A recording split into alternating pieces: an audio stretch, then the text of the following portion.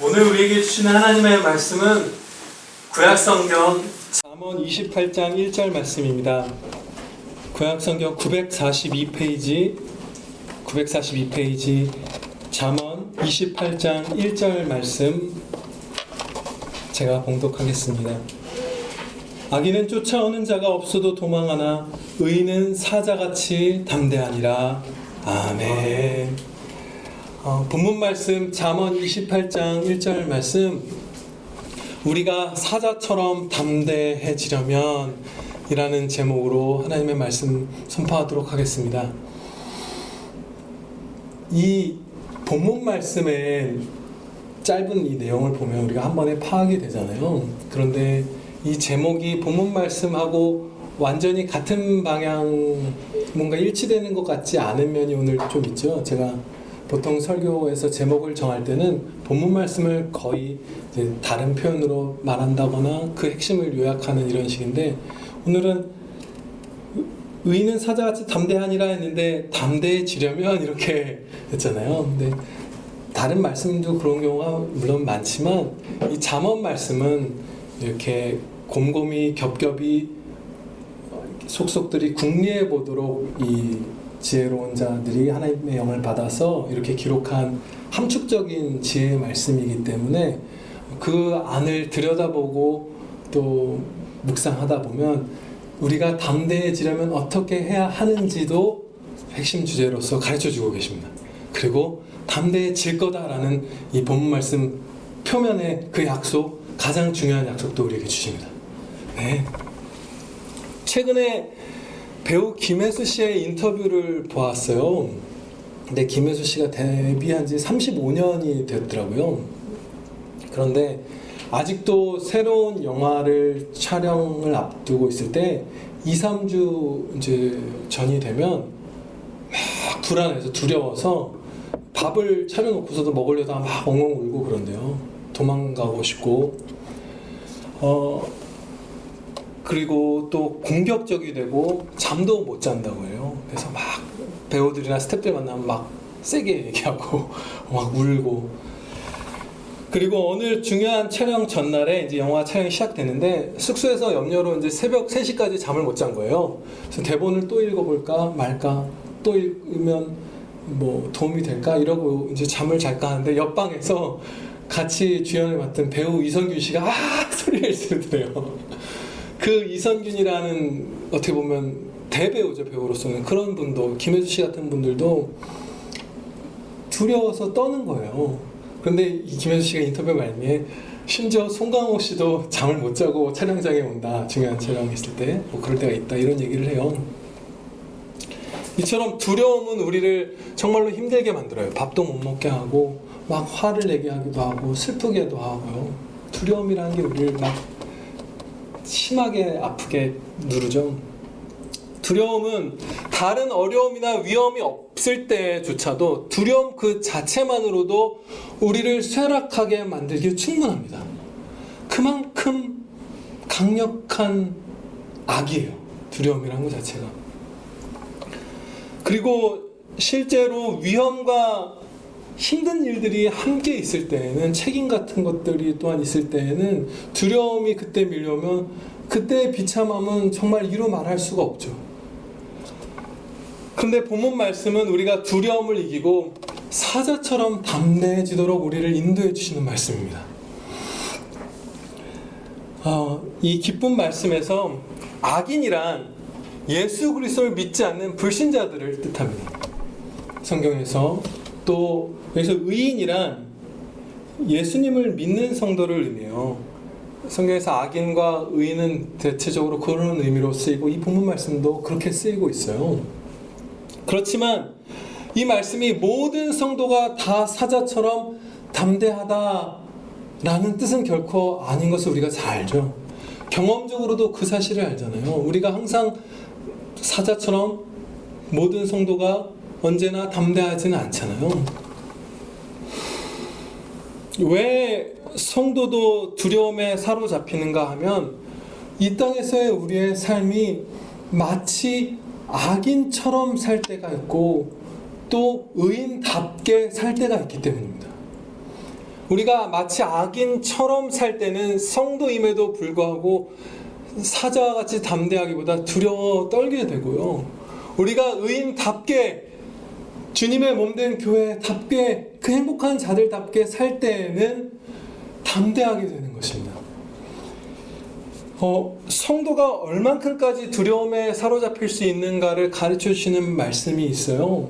레위기 26장 36절 말씀입니다. 레위기 26장에서 너희 남은 자에게는 그 원수들의 땅에서 내가 그들의 마음을 약하게 하리니 그들은 바람에 불린 잎사귀 소리에도 놀라 도망하기를 칼을 피하여 도망하듯 할 것이요 쫓는 자가 없어도 엎드러질 것이라. 이 말씀은 이스라엘 백성들에게 하신 말씀이에요. 바람에 날리는 잎사귀 소리에도 도망가고 쫓는 자가 없는데도 엎드러진다라는 말씀은 오늘 본문 말씀에서 불신자들에게 하신 말씀과 동일하죠. 악인은 쫓아오는 자가 없어도 도망하나. 여기서는 예수 그리스도를 믿지 않는 자들, 하나님을 믿지 않는 자들이 쫓는 자가 없어도 도망한다 라고 했는데, 레위기 그 말씀에서는 이스라엘 백성들을 향해서, 의인들을 향해서 너희가 쫓는 자가 없어도 엎드러질 것이다, 마음을 약하게 할 것이고 놀라 도망할 것이다, 바람에 날리는 잎사귀 소리에도 칼을 피하듯 도망칠 것이다 말씀하는 거예요. 이처럼 이 당시 이스라엘 백성들은 이제 죄악되게 살 때였는데, 우리가 악인처럼 살면 이 땅에서 성도도 의인조차도 그렇게 큰 두려움에 우리가 사로잡힐 수 있는 것입니다. 우리가 하나님의 말씀을 거스를 때 우리에게 두려움이 이렇게 몰려오는 이유, 그런 모습들, 그런 원리 같은 것들은 여러 가지가 있어요. 첫째로요, 우리의 양심이 우리의 영혼, 우리 각 사람의 영혼을 책망합니다. 요한일서 3장 20절 말씀에서 우리 마음이 혹 우리를 책망할 일이 있거든, 이렇게 말씀합니다. 우리가 죄를 범하면 우리의 양심이 그래서는 안 된다고, 그러다가 파멸한다고, 그것은 정말 해서는 안 되는 길이라고 스스로 하나님께서 주신 보편적인 은혜죠. 불신자분들에게도 주신 그 양심이 우리를 찔러요. 그러면서 우리의 영혼이 막 요동쳐요. 헤롯 왕이 세례 요한을 죽인 다음에 그 마음에 평안을 상실했거든요. 그런 것들이 성경에서 볼 수 있잖아요. 막 우리가 두렵게 돼요. 둘째로, 성도인 우리에게는 범죄할 때 하나님의 말씀을 거스른다는 명백한 자각이 있습니다. 특히 교회에서 또 각 가정에서 하나님의 말씀을 잘 배우고 있을 때 우리가 더 그런 자각이 크겠죠. 하나님의 말씀을 내가 지금 어기고 있구나. 그 두려움이 우리를 눌러요. 그래서 예를 들어서 아담과 하와는 범죄하자마자 하나님께서 쫓아오시지도 않았는데 도망하고 숨기 시작하잖아요. 그런 두려움이 우리 안에 생기는 것이에요. 성도가 불순종할 때. 또 셋째로, 우리에게 안전하게 보장된 미래는 오직 하나님의 말씀을 따르는 미래밖에 없기 때문에 다른 길을 가면 불안할 수밖에 없어요. 예를 들어서 앞서 김혜수 씨의 인터뷰를 나누었잖아요. 그런데 그런 두려움은, 그런 식의 두려움, 꼭 그분만이 아니라 그런 식의 두려움은 사실상 어떤 면에서 사실에 근거한 합당한 두려움이에요. 해롭지만 어떻게 보면 불필요하고 어리석어 보이기도 하지만 사실은 사실에 근거한 합당한 두려움일 수도 있어요. 왜냐하면요, 지금까지 수천 번 연기를 잘해왔다고 해서 그 다음번에도 실패 없이 연기를 잘해낼 거라는 100%의 보장은 없기 때문이에요. 100% 우리가 안전하다라고 보장되었다고 믿을 수 있는 미래는 하나님의 말씀을 따르는, 하나님께서 약속하신 미래, 그것 이외에는 아무것도 없어요. 그래서 실제로 거장들조차도 실패한 작품들을 내놓고 실패한 장면들을 찍고 막 그러잖아요. 그렇기 때문에 우리가 하나님의 말씀을 따라가는 삶이 아닐 경우 우리는 당연히 근본적으로 그 마음 가장 깊숙한 곳에 두려움을 품을 수밖에 없습니다. 100%의 보장이 없기 때문에 두려운 거예요. 넷째로 우리가 불순종할 때 하나님께서 우리를 약하게 하시기 때문입니다. 앞서 봉독한 레위기 26장에서 하나님께서 이스라엘 백성들에게 이렇게 말씀하셨죠. 내가 그들의 마음을 약하게 하리니 두려움에 사로잡힐 것이다. 범죄하는 자녀들의 마음을 불순종할 때 약하게 하셔서 두렵게 하십니다. 많은 것들에 수스라치게 하시는 거예요. 지금까지 살펴본 바대로 우리가 불의하게 살면 두려움에 사로잡히게 되고 도망치게 됩니다. 영적인 전투에서 반드시 실패하게 되는 것이에요.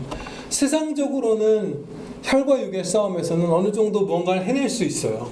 그러나 거룩하게 사는, 감사하고 사랑하고 평안하고 찬양드리는 삶에 있어서는 이 의가 없다면, 의로운 삶이 아니라면 성도라 할지라도 백전백패하게 되는 것이에요. 하나님의 전신갑주를 입으라 말씀하실 때 심장과 폐와 장기들을 보호하는 그 중요한 갑옷인 호심경을 의의 호심경이라고 부르신 이유가 여기에 있습니다. 팔꿈치나 무슨 종아리 보호장구를 빼놓아도 우리가 전투에서 치명적 손해도 없고 그렇게 두려워할 이유도 없죠. 그런데 몸통 전체를 보호하는 그 호심경을 가슴과 복부를 보호하는 그 앞편 그 갑옷을 안 입고 왔다면 당연히 화살이 날라들고 칼들이 난무하는 그런 전쟁터에서 두려울 수밖에 없는 거예요. 거길 찔리면 죽는 거니까. 멀리서 날아온 화살 하나만 그냥 몸에 박혀도 갑옷이 없으면 그냥 바로 죽는 것이기 때문에 두려운 것이에요. 그래서 우리가 의롭게 살지 않으면 의의 호심경을 빼놓고 전쟁터에 나온 사람이 되는 것입니다. 전쟁은 항상 있어요. 매일매일이 전쟁이라고 하나님께서 말씀하셨어요. 그런데 의롭게 살지 않는 자는 그 호심경을 안 입고 온 것이에요. 그래서 두려워하게 되고 도망하게 되고 한 인생 전체에서 끝내는 하나님께서 호심경을 어떻게든 채워 입고 승리하게 해주시겠지만 메인의 전투에서 수없이 패배하게 되는 일들이 벌어지는 것입니다.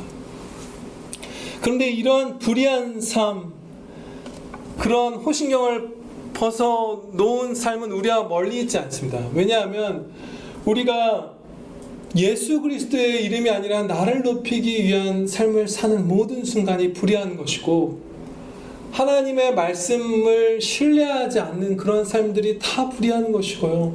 순종하지 않는 모든 순간들이 불의한 삶이잖아요. 그렇게 우리에게 불의한 삶이 가까이 있고 이것은 역으로 우리가 얼마나 자주 두려움에 빠졌었는가를 돌아보아도 알 수 있죠. 우리가 얼마나 두려움에 자주 빠졌는가. 그렇다면 우리가 얼마나 의인임에도 불구하고 악인처럼 살 때가 많은 것인가. 이것을 증명해 주는 것이잖아요. 그 두려움이. 하지만 하나님께서는 우리가 하나님의 말씀에 순종하면 그 모든 두려움에서 벗어나서 사자처럼 담대해질 거라고, 회개하면 그렇게 될 거라고 약속해 주십니다. 이제 우리가 의롭게 살 때 담대해지는 그 구체적인 모습들을 살펴보도록 하겠습니다. 첫째로요, 이 의로운 삶 안에는 자신의 무력함을 시인하고 하나님만 의지하는 삶이 들어있어요. 그때 우리는 담대해지죠. 하나님께서 사도 바울에게 이렇게 말씀하셨습니다. 내 능력이 약한 데서 온전하여짐이라. 너가 연약하게 그걸 시인하고 겸손하게 하나님만 의지하는 그때서 강해질 거야. 그 말씀을 듣고 믿고 순종한 바울은 한평생 담대하게 충성했잖아요. 사자처럼. 그런데 그가 이렇게 고백했습니다. 내가 약할 그때 곧 강함이니라. 하나님만 의지한 거예요. 나는 정말 무익한 자입니다. 거룩한 일은 하나님의 도우심 없이는 하나도 해낼 수 없는 자고 내 생명은 안개입니다. 하나님께서 살게 해주셔야 1초도 살아갈 수 있습니다. 1000분의 1초도 하나님이 붙드셔야 저는 생명이 있습니다. 그래서 사자처럼 담대해진 거예요. 두 번째로 신자는 하나님을 사랑함으로써 담대해집니다. 요한일서 4장에서 말씀하시기를 사랑 안에 두려움이 없고 온전한 사랑이 두려움을 내쫓느니라 이렇게 말씀해요. 근데 사랑은 그 자체로 용기를 품고 있어요. 용기를 북돋아주는 어떤 마음의 활동이랄까? 뭐 아무튼 그런 거예요. 예를 들어서 겁이 정말 많아서 말캉말캉한 테니스공 하나만 날라와도 확 움츠러드는 그런 여인이 있는데, 자기 자녀가 위험에 빠졌을 때는 사랑하는 자녀를 위해서는 불이든 자동차 앞이든 1초도 안 망설이고 뛰어들잖아요. 무섭다는 생각을 금방 순식간에, 아니면 아예 그 마음을 안 품던가 짓밟고 쫓아내버리고 사랑은 작동하는 거예요. 그래서 우리가 하나님을 정말로 사랑하면, 다른 대상에 대한 하나님 사랑 안에서 무언가를 사랑하면 계속 사랑을 공급받는데, 다른 것들을 하나님보다 더 사랑하는 그 사랑은 끝내 사그라들고 하나님이 직접 약하게 하시기 때문에 우리의 강함에 도움이 되지 않지만, 하나님께서 명하신 하나님 사랑, 또 그 사랑 안에서 이웃 사랑은 끊임없이 용기를 공급받아요. 그래서 온 마음을 다해서 하나님을 사랑할 때 그 어린 소년이었던 다윗이 골리앗 앞에 마주설 수 있었던 그런 용기가 생기는 거예요. 다윗은 골리앗이 하나님의 이름을 모욕했을 때 그 다윗이라는 성도가 품었던 생각은 오로지 그거였잖아요. 나의 모든 것 대신 하나님의 이름을 모욕하는 저 입을 닫게 하리라. 하나님의 영광을 향한, 하나님을 향한 그 사랑의 그 불타는 마음으로, 또 의분으로, 그런 것들로 가득 찼던 거죠. 그래서 그 소년이 돌 5개를 들고, 다른 거인들까지 합치면 5명의 거인이 있었는데 5개를 들고 마치 그것을 다 죽이려는 듯한 마음으로 뛰어나가잖아요. 그런데 만약에 그때 다윗의 마음속에 자신의 명예나 출세나 무슨 부나 이런 것들에 대한 욕망, 그런 동기가 있었더라면 그가 달려나갔더라도 골리앗을 직접 딱 앞에 마주쳤을 때 몸이 두려워서 굳어버렸거나 도망쳤을 거예요. 그런데 그야말로 사랑밖에 없었기 때문에 하나님을 향한, 골리앗 앞에 섰을 때에도 사자처럼 담대할 수 있었던 것입니다. 또 이 사랑은 가장 큰 두려움인 죽음, 영원한 심판, 영원한 운명, 이것들에 대한 두려움도 완전히 날려버린다고 요한일서 말씀에서 가르쳐주세요. 두려울 게 없는 사람이 되는 것이에요. 하나님, 먼저 우리를 사랑하신 하나님을 우리가 사랑하면서 그 사랑 안에 충만히 거하면 모든 두려움을 다 우리 심령에서 완전히 내어 쫓을 수 있는 것이에요. 세 번째로, 우리가 하나님의 말씀을 굳게 신뢰할 때 강해집니다. 그런데 하나님의 말씀 가운데에서도 특별히 약속의 말씀들이 우리를 정말로 강하게 하는 주된 작용을 하죠. 왜냐하면 우리가 하나님의 말씀들은 다 불변하고, 또 거기서 하나님의 성품도 알 수 있고 여러 가지를 우리가 알게 되고 완전한 평안을 가져 마땅합니다. 그러나 우리의 연약함과 죄성 때문에 약속의 말씀이 아닌 다른 말씀들은 우리가 적용을, 우리 삶에 적용할 때 잘못할 수가 있어요. 예를 들면 하나님은 자비하시지, 그 성품을 안 거예요. 영원토록 자비하실 거예요. 그래서 이 죄도 그냥 용서해 주실 거야 라고 잘못 적용하기도 하고, 하나님은 의로우시지 하다가 이렇게 큰 죄를 내가 범했으니 용서해 주시지 않을 거야 라고 잘못 적용하기도 하죠. 그래서 하나님의 말씀 가운데에서도 약속의 말씀이 우리가 가장 오류 없이, 우리 스스로의 연약함 때문에 오류 없이 의지할 수 있는 우리의 피난처입니다. 하나님께서 이렇게 될 거다 하시면 그렇게 되는 거예요.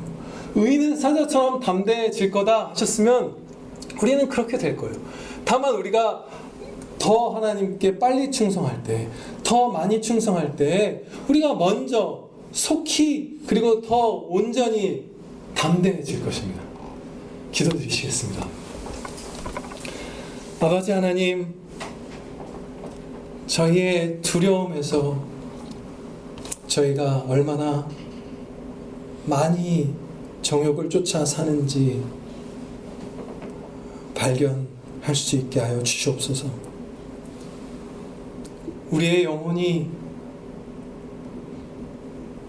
깨어 민감하다면 불순종할 때마다 두려움이 밀려드는 것을 깨달을 수 있을 터인데, 저희가 모두가 하나님의 손길 가운데 그 깨달음을 받을지언데 그 성령님의 역사하심을 뿌리치지 않게 하여 주시옵소서. 마음에 이 두려움이 내 죄악 때문이라는 것을 자각하게 해주셨을 때에 즉시 회개하는 저희들 되게 하여 주시옵소서.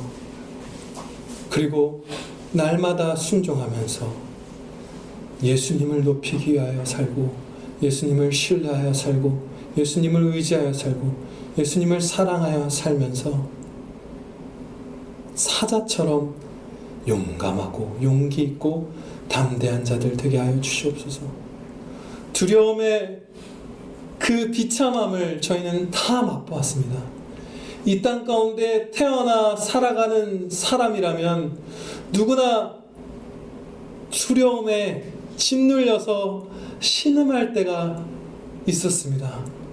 아버지, 그것에서 벗어날 수 있게 저희를 오늘도 붙들어 인도하여 주시오니 의롭게 살면서 하나님의 약속 믿고 의지하면서 순종하면서 한 사람도 빠짐없이 저희 평안교회 식구들 다 담대한 사자 같은 자녀들 되게 하여 주시옵소서.